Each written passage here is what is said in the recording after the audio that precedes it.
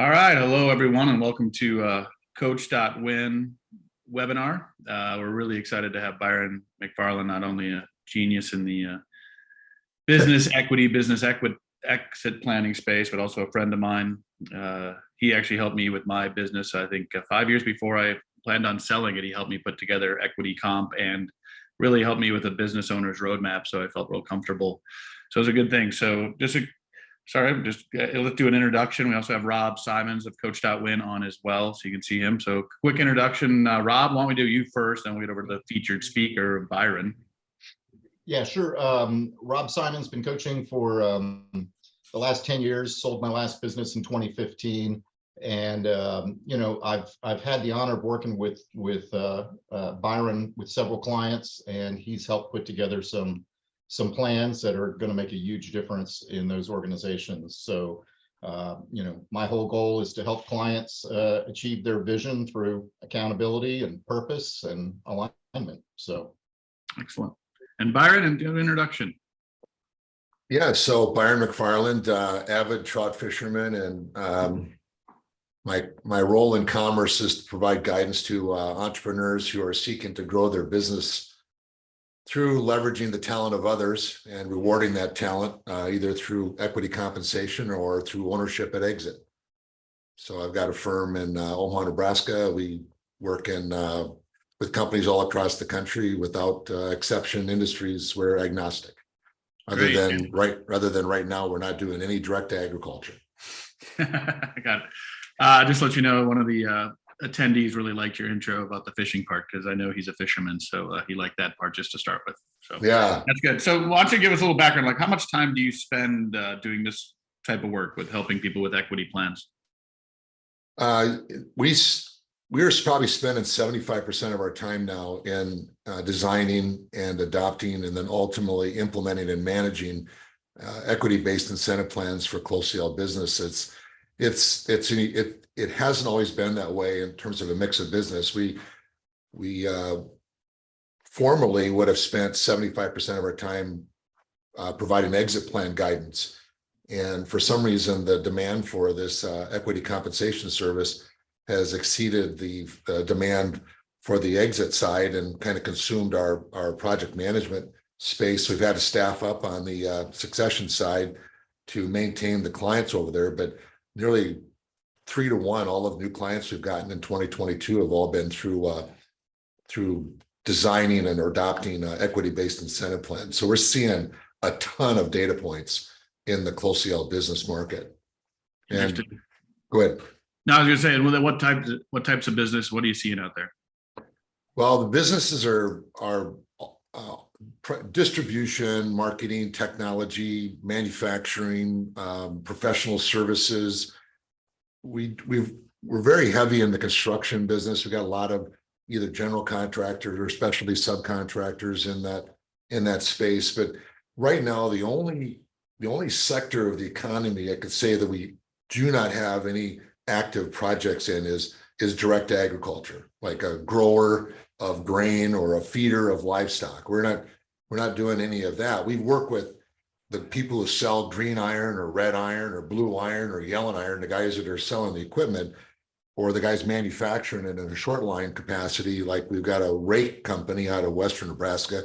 But by and large, we're industry agnostic. And what we're seeing is a overwhelming demand from the business owner to try and understand what it is that their people want, and then provide them with an opportunity to deliver what they want in the form of financial rewards that are tied to their business value. So we're seeing a lot of interest in how do I leverage my business value to either attract the talent that I need to execute on my business plan and fill that vacant leadership seat, or how do I keep that team together through the implementation of a strategy. And you know how long, I mean, you guys are in the coaching business, so 3-5 years is strategy implementation. It's all that compound effort. You don't really see the results until after a few years of effort. How do I keep that team together through the implementation of that strategy? So that's what I'm observing, is a lot of desire to either attract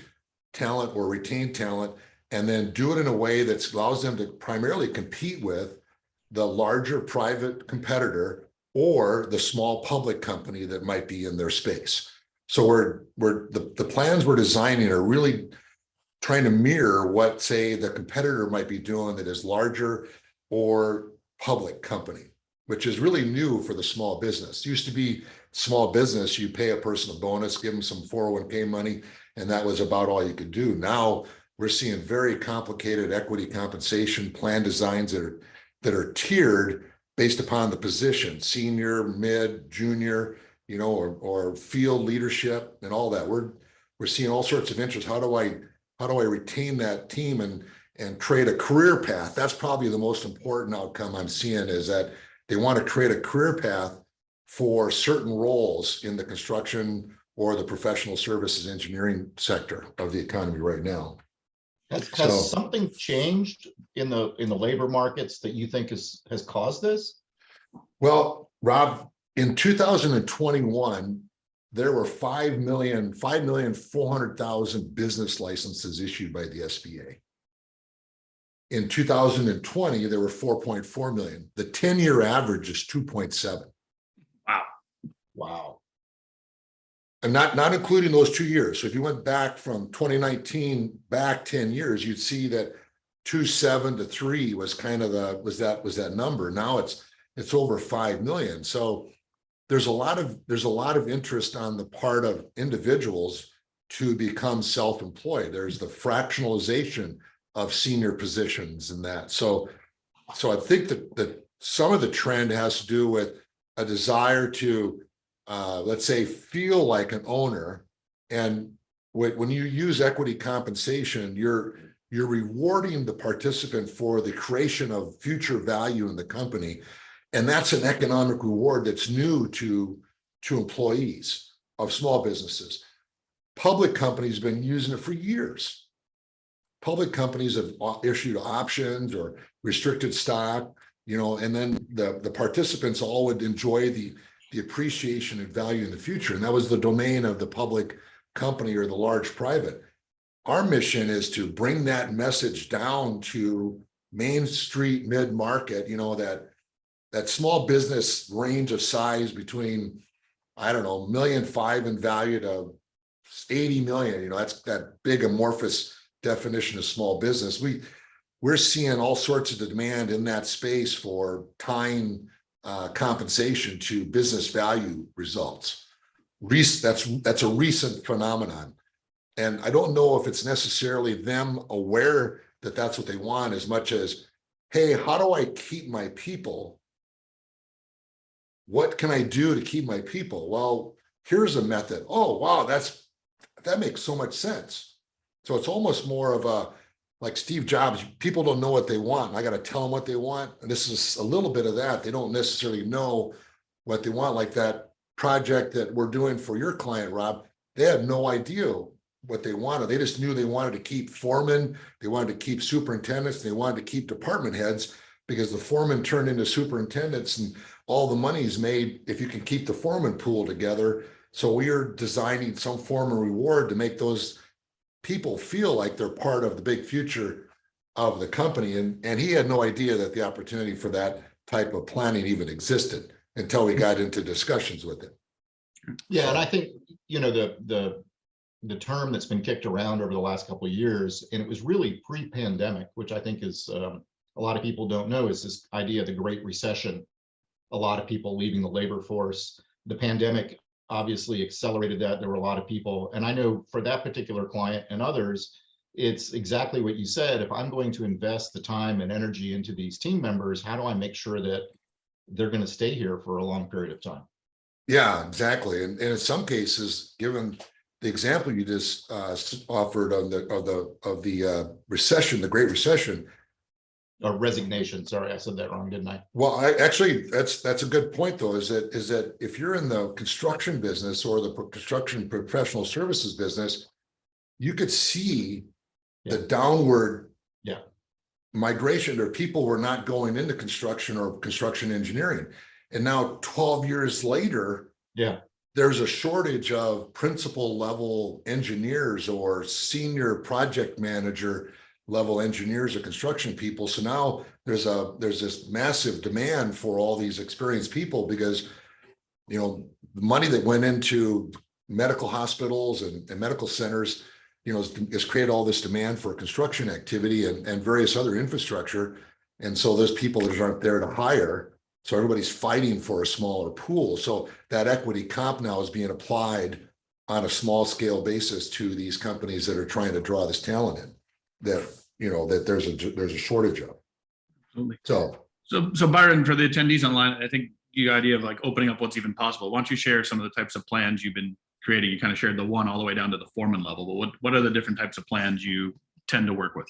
yeah, so let me just draw something up because I find that it's easier for people to kind of conceptually grasp. So you tell me if you can see this, okay? Yep. This here represents the value of a business, and the most common valuation method for a business is cash flow times some multiplier. And so if you have outright shareholders, then those shareholders are all participating in that value proportionate to their ownership interest. That's clear, isn't it? I mean, this would represent the entire cap table of the company. So then now let's say that this represents right now out here, so there's only one class of owner, and that's the stockholders. So they're participating in that value. So if we wanted to create another class of owner without, and if you're an S corporation, don't worry about violating S. You can, this is another class of equity in your company. We can carve up a piece of the company's value and create phantom shares. And those phantom shares are in the cap table, so they're sharing in the value. Now, you notice I didn't change the size of the circle. So basically, when you award the shares, you've diluted your ownership if you're a shareholder. Okay. Yep. So let's just say that that's a natural manifestation. Now, what happens if the business value grows? So let's just say that cash flow is $1 million and the multiplier is 4. So that means the business is worth $4 million. And let's say we had, this represented 20% of the company. So we got 80% of the company is owned by the shareholders times 4 million. So they got $3.2 million. And then 20% is owned by the phantom owners times 4 million. There's 800 grand. That's a simple math equation of the cap structure. So let's say then that next year that the business value grows.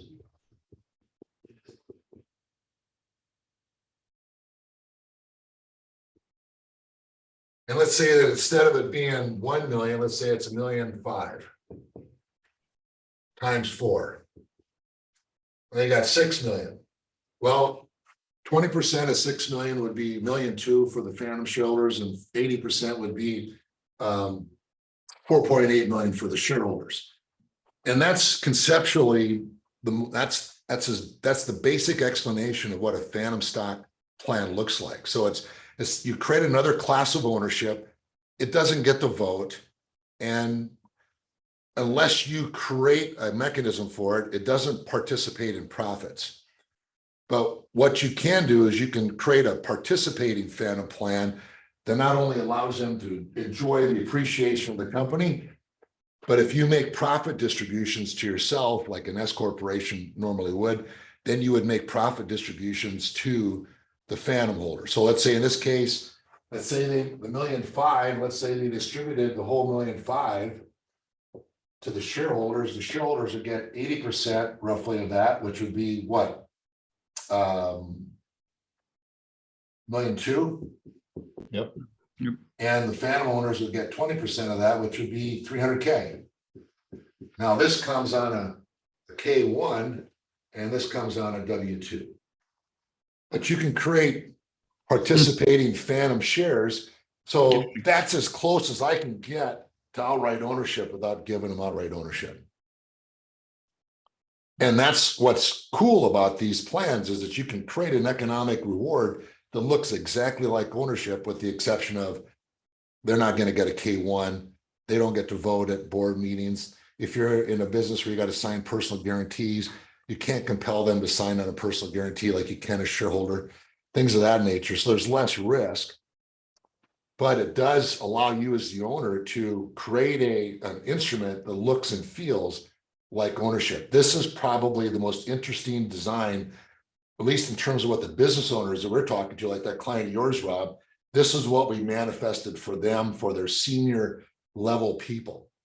So this is, yes. I had a question. I mean, I think it's a personal experience. I'd love you to elaborate on Yeah. this. But for me, a lot of people, a lot of employees and other people, they say they want to be owners, right? They want to be part of it. And I always ask the next question, do you want both upside and downside risk?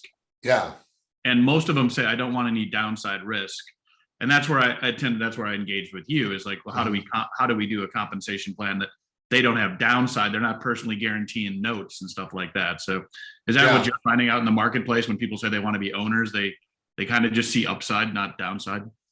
Well, there needs to be some literacy in explaining where the downside is derived from, like how downside might be expressed in the form of a capital call, right? Right. I mean, that's what the downside risk is.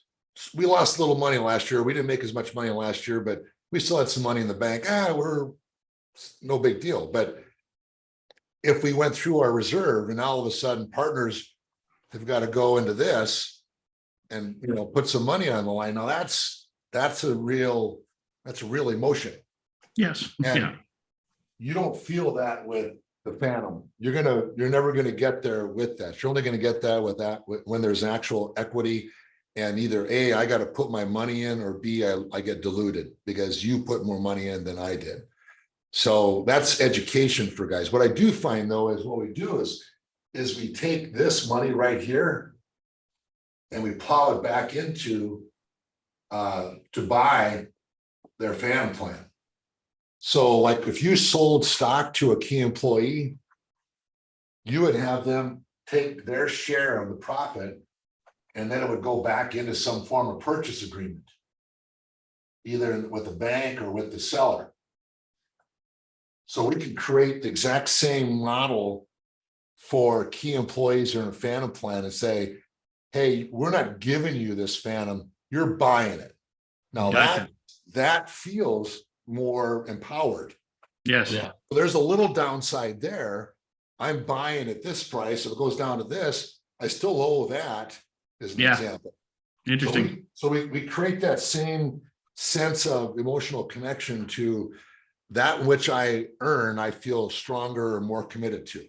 And this helps with that as an example.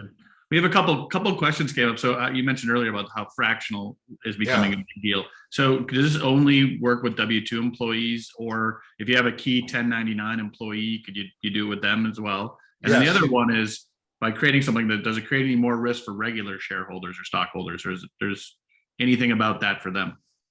Well, I can't think of a specific risk that would come with the plan to a shareholder of the existence of the plan, other than the liability that you're creating, and being able to satisfy that liability under a triggering event. And typically these plans, like John, and I don't know, Rob, I don't remember, Rob, you were sole owner in your firm, right? Correct. Okay. But John, you had co-owners. Yes. You had a buy-sell agreement, right? Yes. So if a shareholder wanted out, you went to the buy-sell agreement, right? Yes. Okay. And it said, this is what the valuation method is. This is how we're going to pay for it. It gave you all that guidance. You do the same thing with these plans. They're not buy-sell agreements, they're plan agreements, but it does cover all that so that you minimize your risk. And then you set aside funds if this liability is growing and you don't have an exit strategy, then you want to start reserving for that liability. Like Rob's client's a construction company, exit strategy uncertain, might end up dumping it to the kids, may end up selling it to a consolidator, don't know. So his concern is, what do I do with this liability that I'm creating in the future? Our recommendation is set aside some reserve as you start to realize a profit. That's how you mitigate the risk of the plan, is by setting aside the reserve. And just to confirm, 1099, if they're a key 1099 employee, they could be a part of this plan. It's not uncommon for like boards of directors to have Oh, yeah. equity-based incentives. So if you're a fractional CFO or a fractional CMO or whatever, then yeah, you can create independent contractor arrangements. Then when they get paid out, which would be like independent contractor comp, just like everybody else, then it's going to go on, either if it's to their C corporation or however it is that however those shares are held, then that's who would receive the funds, if they're personally held or entity held. Excellent. So everything you've described now was based on an S-Corp or just a basic pass-through organization. What if this was a more complicated C-Corp? Yeah, well, then in a C Corp, since you're not creating any cash other than through bonus, then these work really well, because now the cash is all internal. So if you think of it in terms of, the company, you got the company, and basically if it makes money, if it has a profit, then they've got two things that happen. One is Uncle Sam gets their piece in the form of taxes, and then the balance goes right back into the company as retained income, and then their balance sheet grows, right? Right. Okay. So now let's say then that we do a phantom stock plan, the company makes profit, but before we get here, right here, we have an award that would go into an account for the participant. Now, it can either be before the tax and then tax adjusted, or it can be after the tax and be an after-tax award. But either way, it's going into an account, so the cash stays in the company, and say, this is the liability for the participant right there. So C corporation, it works fine. Where a C corporation gets really hard to provide, or the structure itself limits your ability to sell stock, is because there's no way for the buyer of the stock to get any cash. The buyer's either got to come with cash, like let's say we're a C Corp. I had an example. C corporation wanted to sell 8% of the company to a key employee. The company's value is, say, $10 million, I think it was. We valued the stock after discounts at about $600,000. Went to the key employee, how much money do you have? I've got 120 grand. So now they got a $480,000 liability. How are we going to get that $480,000 liability satisfied? We can pay them a bonus, or we can issue a note and they can pay us interest. And then when we sell the company, then they pay the note off. Right. That's how we would do that. Now, the problem with the bonus is that then you got to come up with a formula. Yeah. What do you need to do to earn the bonus? Right. And you can't tie it to, you own 8% of the company, so you should get 8% of the profit. That's a disguised dividend. That creates problems for everybody, because then everybody should get a dividend. And dividends are not a very tax efficient way to distribute cash. So for a C corporation, phantom plan actually is a fairly elegant way to get some equity in the hands of key employees without, if they are not coming to the table with a bunch of cash, without the complexity of selling them stock, crafting a note, having annual interest payment, meeting 409A, or so that they're making sure they make at least a nominal principal payment along the way. I mean, there's more complexity in selling them stock in a C than there is in issuing phantom stock. So we don't see that many Cs. The majority of the C corporations we see now are venture backed, meaning that there's either private equity or some angel investor. And the reason they do that is they want to trap the money in the company during the growth cycle, so that nobody's taking any money, and it's all put it back in and get it in the lowest tax rate possible. So now let me ask one more complexity question. So in these type of plans, how can you structure it, or how do you structure it so that obviously you might have multiple levels of participants, right? You might have the executive team at one level. Yeah. You might have an extended leadership team at another level, and then you might have the frontline team members. What are some elegant ways to be able to structure that? Yeah. So let's just say that this group right up here, this represents the entirety of the leadership team, but it doesn't represent the entirety of the staff. Okay. So this is executive leader to field leader, like a foreman in a construction business. So let's say that this up here is your executive team. Here's your let's say maybe your supers. Down here are your foremen. Okay. Now, we have to deal with a thing called Top Hat. And Top Hat says that only your top 15% of your payroll can participate in what they call non-qualified deferred compensation plans. Phantom stock is a non-qualified deferred compensation plan. Like a deferred bonus that is deferred into the future. That's a non-qualified deferred compensation plan.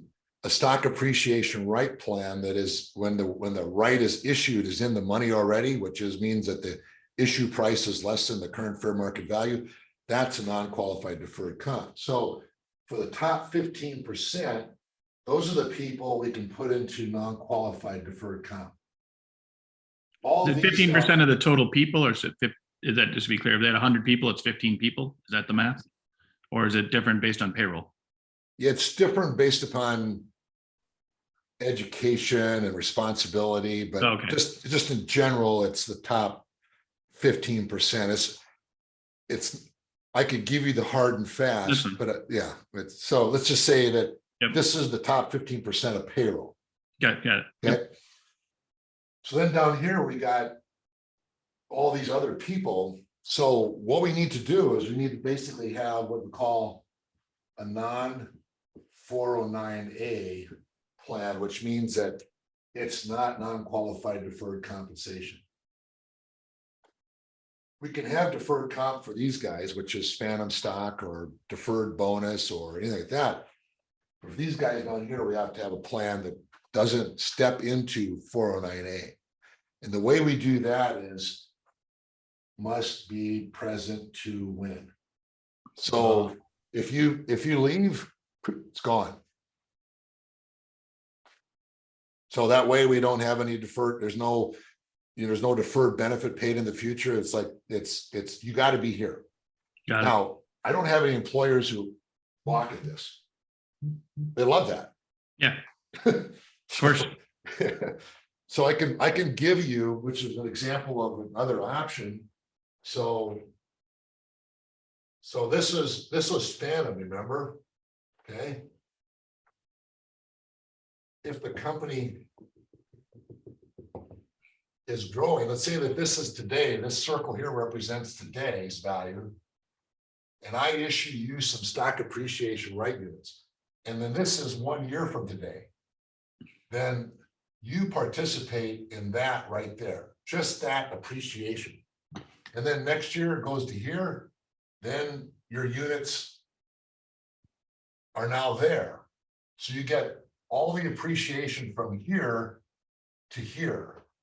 So all you get to participate for these guys down here is all the appreciation and value that's created in the future. Now, what does that look like? It looks like a stock option without the contractual right to convert it into outright ownership. So you just language-wise needs to be in your education with your people. Hey, you know those internet guys, you've heard these guys out in Silicon Valley, they get these things called options. Well, this is how they all get rich. We've created a plan that looks like options for our foremen and our junior superintendents. So you can get in on the appreciation and value in the company. And then we're going to tell you when we issue these here, let's say that each one of these rings represents a year. Say that this is 1, 2, 3, 4, 5 years. We're going to allow you to turn that into cash. At with like a vesting period, right? Is that what you're doing, or is that There's no oh, vesting. you just got to be there at 5 years? It's got to be there in 5 years. Got Okay. it. So Now- Byron, we have another question from a attendee. Can you talk a little bit about the difference between Phantom versus ESOPs? I know ESOP is another common thing we hear about a lot. I've had some clients in the past that went down that path. More complicated, I believe. So an ESOP is a form of ownership of the company. So you can have stock appreciation rights and an ESOP. So this is the value of the ESOP today. This is the value of the ESOP 1 year from today, 2 years, 3 years, 4 years. So you can have an ESOP and stock appreciation rights, or you can have an ESOP and phantom stock. You can have them both. An ESOP would be an exit strategy. Okay. So when do you see that? What's the big advantage of an ESOP from an owner's perspective? Well, if it's an S corporation, then the advantage is you have a tax deductible debt service. So if let's say you're an ESOP and you make $2 million, you get $2 million in cash. If you're a regular corporation, S corporation, you make $2 million. You make $2 million, you give Uncle Sam anywhere between 700 and 900 grand of that, depending upon what state you live in. And then you end up with the left. So let's just say you live in California, you end up with $1 million. You make 2, you get to keep 1. I went to a land grant college. 2's much bigger than 1, so you can pay the debt off faster. So one of the advantages of an ESOP as an exit strategy is that it tends to be lower risk to the seller if they have to carry some of the debt, because the buyer is going to be able to pay off that senior debt faster and then get into that sub debt, which is what the seller had to carry. And then you can structure an ESOP so that the seller participates in the lift in value. So they have what they call warrants. There's all sorts of creative ways for an ESOP to enrich. Like John and I, well, you might even know this guy, but John and I have a mutual friend who sold his company to an ESOP, and basically he financed the transaction, and then he also got to participate in the appreciation value because he financed the transaction and got paid again as the value went up through these warrants. Yeah, and got interest on the note. Got interest on the note. Yeah, right. So the advantage of an ESOP as an exit strategy for an S corporation is that it's tax deductible to the buyer. The advantage of an ESOP to a C corporation is you can avoid paying income tax on the gain if you utilize what they call 1042 tax-free exchange. You take your proceeds and you buy United States qualified common stock that would allow you to preserve your gain and not pay any capital gains tax on it. Yeah. Where I've seen ESOPs mainly, I guess, on the small business side, or the smaller business who are not going to get a huge multiple out. The owner's not, as an exit strategy, they're not going to get a huge multiple out. But if they can do a 5-year transition on an ESOP or 7, they end up earning a pretty good multiple because of that tax efficiency, that loan back, and that interest is. But some of the people, yeah. Well, the typically an ESOP is going to be tiered debt. You have senior debt, then you're going to have sub debt on that. And so, so the seller can get some premium benefits through the sub debt, which is the warrants. Right. Maybe exactly. Get health insurance. Yep. You know, if you sell before age 65, before you're eligible for Medicare. I mean, the most common benefit that business owners become aware of that they want is health insurance. I'm selling my company to my management team. When you turn, let's say the business owner is older than their wife, they turn 65, the wife turns 60. There's 5 years there before they're eligible, or 3.5 years before they're eligible for Medicare. Well, you're going to be on Affordable Care Act for 3.5 years? I don't think so. Going back to the stock appreciation rights, when it comes to the top hat people, the people that you can have deferred comp and all that. Yeah. What is the normal, or what, I'm sure there's a range, but you're seeing in like how long before they can get any cash out or deferred comp? What about the employers would like them to stay forever and wait to get cash forever, but maybe not in the real world? Yeah, it needs to be real, tangible. When I first got into this business a long time ago, all the plans were pushed out to retirement. So get your watch, get your pension. Well, Yeah. now you're not getting, I mean, the stats on how many positions a person has in the course of their life is, there's multiple, 7 jobs by the time they're 30 in a lot of cases. So what we recommend is we pick a point in the future, 3 to 5 to 7 years, when whatever they've created in value, a portion of it is paid out. And what we use is this thing I call the 15, 30, 60 rule, which means that I want this plan, I want this spread, this value here to be at 15% of their compensation spread wise within, say, 3 years. And this is 5 years and this is 7 years. So I'm targeting the amount of benefits that's in there based upon that, trying to hit that 15. The reason I'm only looking at 3 years of 15% is because they don't get any spread when they're awarded the units, right? There's no spread. So I'm just trying to create value each year by driving up that profitability so that the value goes up. And then 30 to 60, and this is all basically, this may not have to be the total account balance, but it could be like out here, this is the amount that is subject to forfeiture. And maybe they're going to get paid out 30 or 40%. So let's say that 60% stays in and rolls ahead to the next payout date.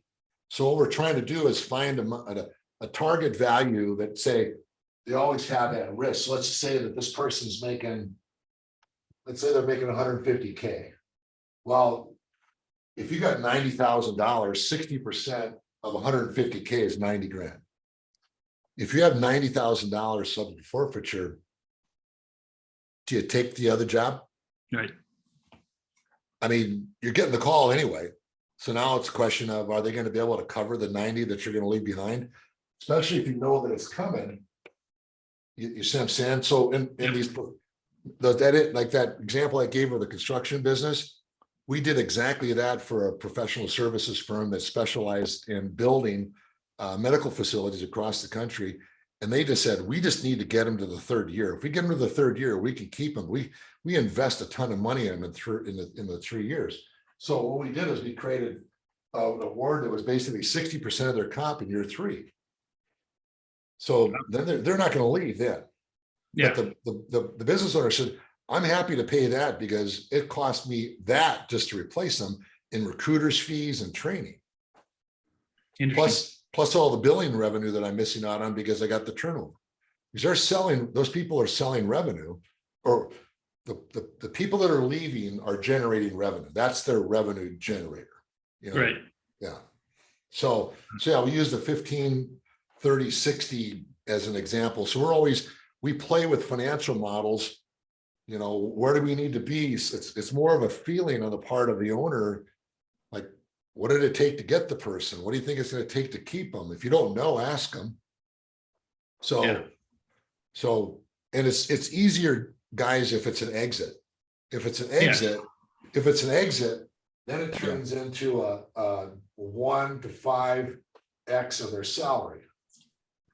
I mean, I don't know where they fit. It tends to be a subjective number, but at exit, we're flush with cash.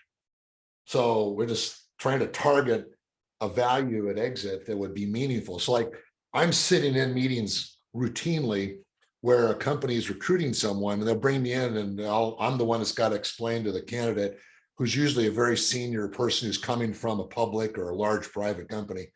Byron, explain to this person about our executive comp, about our stock depreciation right, or a phantom plan, and how much would be in it for them if they were here during exit.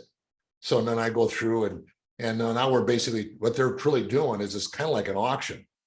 Is that enough? And I'm seeing the head nod either this way or this way. And, that's body language then telling me whether or not that amount is going to be the right number. And then if it's not, then we're moving in a different direction, adding on to get the candidate to commit.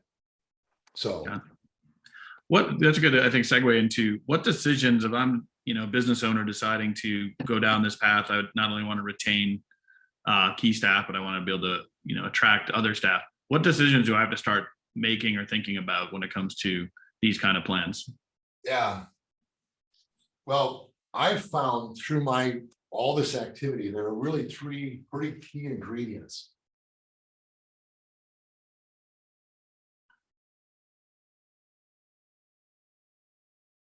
First is a compelling story.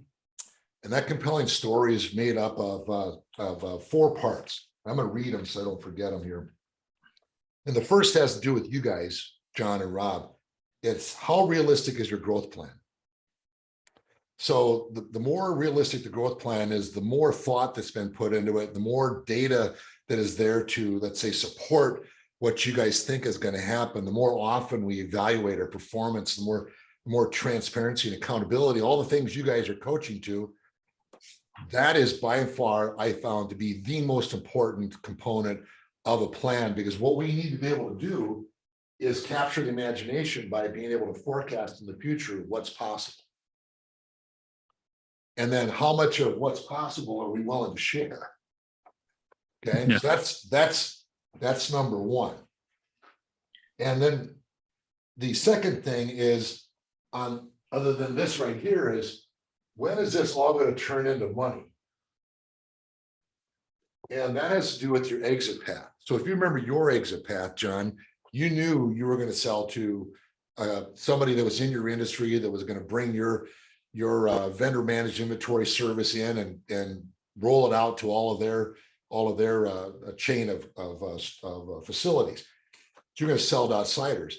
The clearer they are on their exit path, then the more resonance there is with the story. We're going here, and when we get there, which is either revenue or earnings or recurring monthly revenue or annual recurring revenue, whatever it is that are the financial targets that are meaningful, that will then allow us to, say, get into the radar of, say, the next level buyer, which would be either private equity or consolidator or whatever.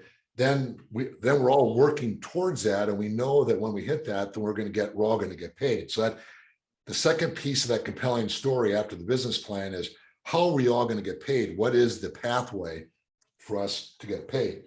And then the third is a component of the exit path, which is one of the things that I loved about working with you, is that you knew your number and you used that knowledge to negotiate with anybody who came into you to say, hey, I want to buy Offwire. And your response was, well, I know exactly what I need. So unless you're willing to give me this, I'm not even interested in talking to you. So being able to share that with the management team, knowing your number and how much is available to share with them, gives them the clarity to act with confidence. I know what's in it for me now too, as a member of the management team. And then the fourth thing is the old beer truck plan. What happens if something happens to the boss? What happens if the bus gets run over by a beer truck? You have to have a response. And it has to make sense. It can't be, oh, I'm going to leave it to my wife or my nephew or whatever, they're going to take care of you. No, there's going to have to be a plan to either satisfy the liability or and continue the operation, or both. Mm-hmm. So there needs to be a business continuity plan in place, and that makes sense. You can tell them, here's what would happen if something happened to me. If I died, the plan itself, whatever the liability is going to be funded to 50%. Then if you stick around, you're going to get another 25%. Remember that, John? You had the deferred payout for that? Yep. You're going to get 25%. If you stay around for 2 years, you're going to get the other 25%. That way it keeps the team together. So you have a plan, you're rewarding them for staying around, and they know that the business isn't going to fold. You've got maybe resources lined up in the form of a board of advisors like you did, or whatever it is. Okay. So it has to have that business continuity plan. So that's the first, is the compelling story. The second is there needs to be a scoreboard where everybody wants to play a game.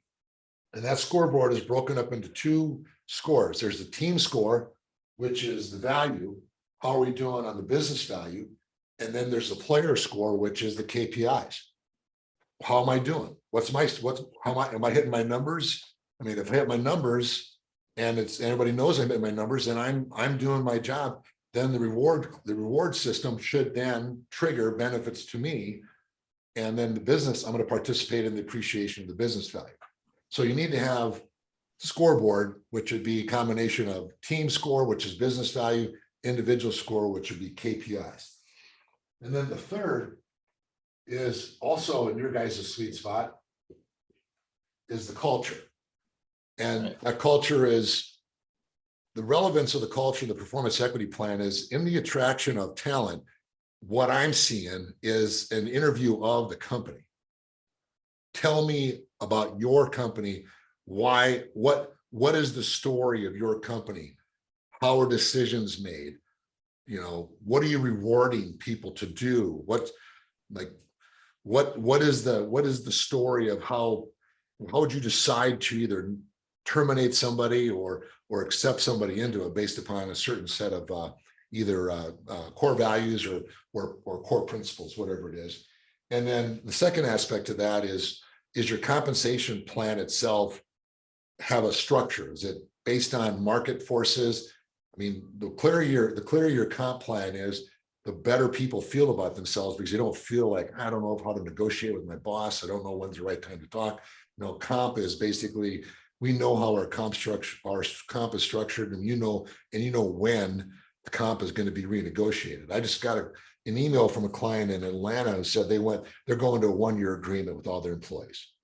And at the end of that year, they renegotiate their relationship. Well, now you know what your comp is. Yep. Yeah. No, there's what was the name? There's a really good book, I think it was Reid Hoffman. And it's the whole idea. It's kind of like a tour of duty. Like this is what I need you to do for the next 2 to 3 years. And this is what we are going to do for you. Exactly. Right? It's a win-win situation, and it's super clear. And at the end of the tour of duty, we're going to sit down and say, okay, what do we need next? And what do you need next? And can we figure out the next tour of duty? And I've always loved that concept. Yeah, that makes perfect sense. And the last aspect of that culture is transparency, because all these plans require financial transparency in order for them to work. The participant needs to see, how did we do? Are we hitting our revenue number, our EBITDA number? Are we hitting our targets? And then know then how that converts into valuation.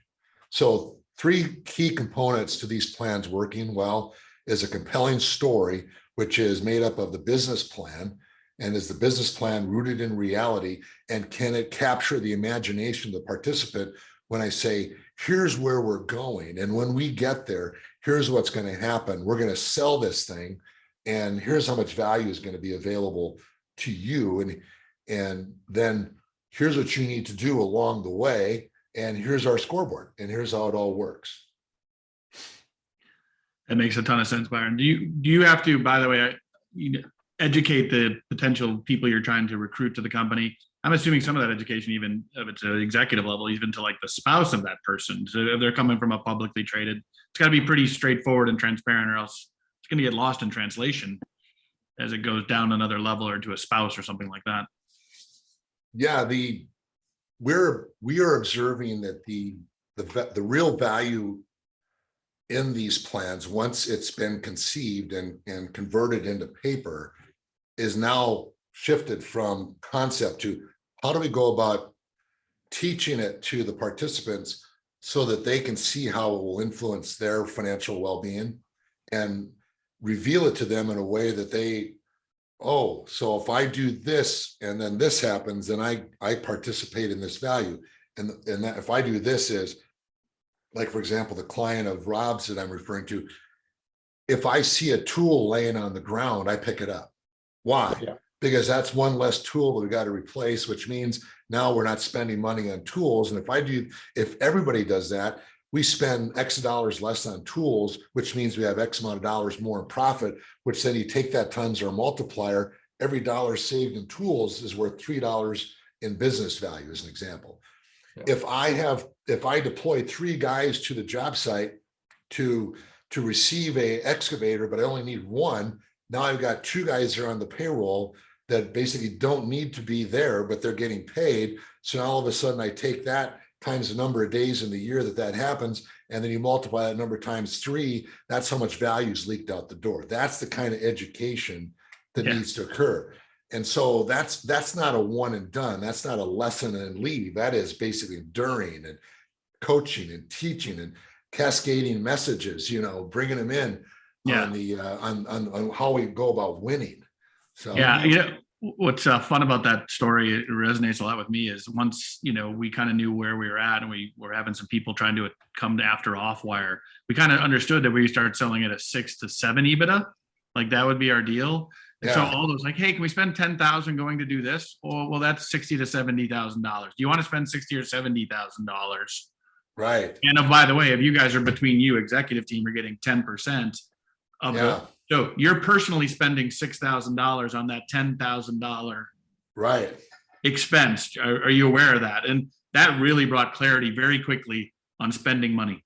Yeah, that's a great example. So yeah, those are all teachable moments. Are you a fan of The Great Game of Business? Is that one of the tools?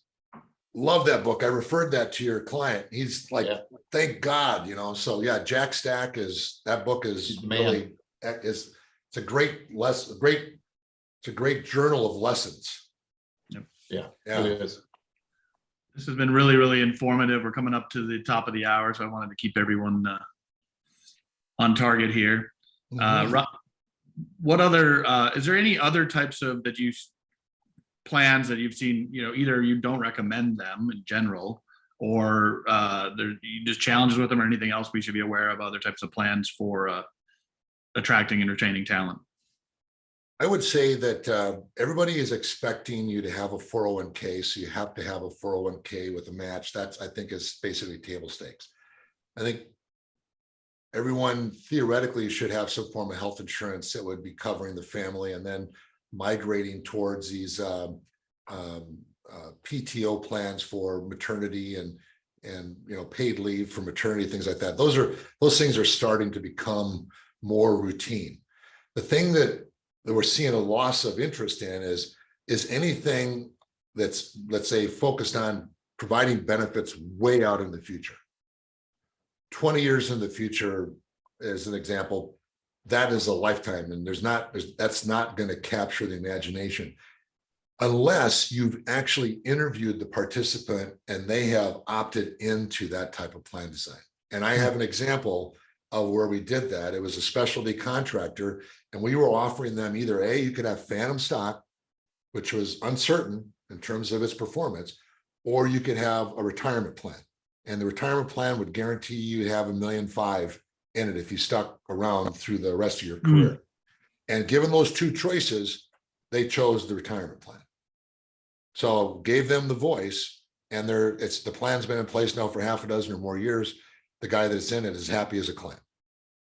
So I'd say that don't go in thinking that it's going to work. Like, for example, it's very common right now for, let's say, life insurance salesmen to come in and say, hey, you need to do a deferred compensation plan. It's going to pay benefits out at age 65, and we're going to informally fund that with life insurance. For close sale businesses, I don't see very many of those actually working out very well. So I would say avoid those unless you're doing it specifically for people that want to receive guaranteed retirement benefits. But if you don't know that, I wouldn't make that assumption. That's great feedback. Yeah, and other things that I would say, if it sounds too good to be true, probably it is. So you rarely get to deduct what you set aside and then deduct it again when you pay it out. Normally what you're doing, you set the money aside and you pay tax on it, and then you pay it out later and you get the deduction. If anybody comes to you and says, hey, you get to deduct the money going in and then you get to deduct the money going out, that one sounds a little fishy to me. That's great. Well, I love the clarity and the stock appreciation and your 4 key decisions that people have to make. I think it's right on target. And I do know from coaching lots of clients that when people are very clear on what they're going to get and what they're going to earn, and they all know what the scoreboard is, it makes a big difference in motivation, and makes people hold everyone accountable too. It creates a bigger leadership team of accountability than just the owner having to be the accountable person. So it worked out great. Worked out great in my career with Offwire by having those plans put in place, and also for sure knowing my number. It made it a lot less emotional to sell when I knew my number. So it was great Yeah. working with you at then. So I appreciate this. I appreciate you doing this for COACH.WIN. It's part of our webinar series. We will post this to all the participants. So all the attendees. So you'll get a link to this so you can share it with your executive team if it makes sense. You can always reach out to Rob or myself or Byron. How do they get a hold of you? Yes. If they want information. Yeah, I would say that the easiest way to get a hold of me is on LinkedIn. It's Byron K. McFarland or Byron McFarland Omaha, but I'm very active on LinkedIn. I have a weekly video that I post of me standing in one of Western United States is clear moving water, casting to rising trout, sharing business tips that I've experienced in the last week or so. So every week you can see a new episode of my Streamside tips on LinkedIn, and follow me there, and then message me through LinkedIn. That'd be great. Well, I appreciate it. This was fantastic. Great information. I know everyone will enjoy watching this and sharing it. So have a great rest of your day, Byron. Good to see you, Rob. Take care, thank you, everybody. Byron. And everyone Yep. follow COACH.WIN on all their favorite platforms. It's a great new thing that Rob and I are doing together. Thank you, everyone.